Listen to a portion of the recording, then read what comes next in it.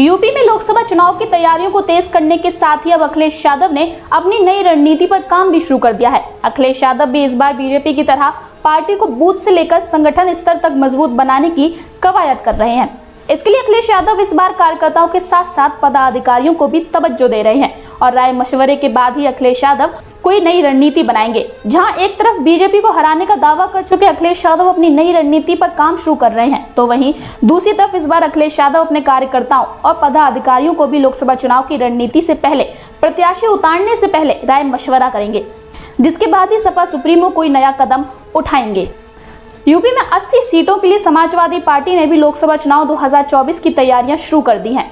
सपा प्रमुख अखिलेश यादव ने चुनाव की रणनीति तय करने के साथ ही संगठन के ढांचे को मजबूत करने के लिए लखनऊ में बैठक बुलाई है। पार्टी का फोकस संगठन के ढांचे को मजबूत करने की कवायद के साथ ही पार्टी ने बूथ स्तर तक पदाधिकारियों की नियुक्ति का भी अभियान चला रखा है। लोकसभा चुनाव 2024 को ध्यान में रखकर सपा भी अपनी तैयारियों को धार देने में जुट गई है। संगठन का ढांचा मजबूत करने के साथ ही सपा नेतृत्व अब कार्यकर्ताओं की मन की बात भी सुनना चाहता है। पार्टी सुप्रीमो अखिलेश यादव ने कानपुर टीम के कार्यकर्ताओं के साथ लखनऊ में बड़ी मीटिंग बुलाने की मंशा जताई है। महानगर अध्यक्ष फजल महमूद को उन्होंने लखनऊ बुलाया है। लोकसभा चुनाव के लिए कानपुर सीट का प्रत्याशी तय करने से पहले सपा विचार मंथन व कार्यकर्ताओं की राय का दौर चलने वाला है। संगठन ढांचे को मजबूत करने की कवायद में पार्टी ने बूथ स्तर तक पदाधिकारियों की नियुक्ति का अभियान चला रखा है। इसके साथ ही कार्यकर्ताओं को लोकसभा चुनाव की तैयारियों का भी संदेश दिया जा रहा है।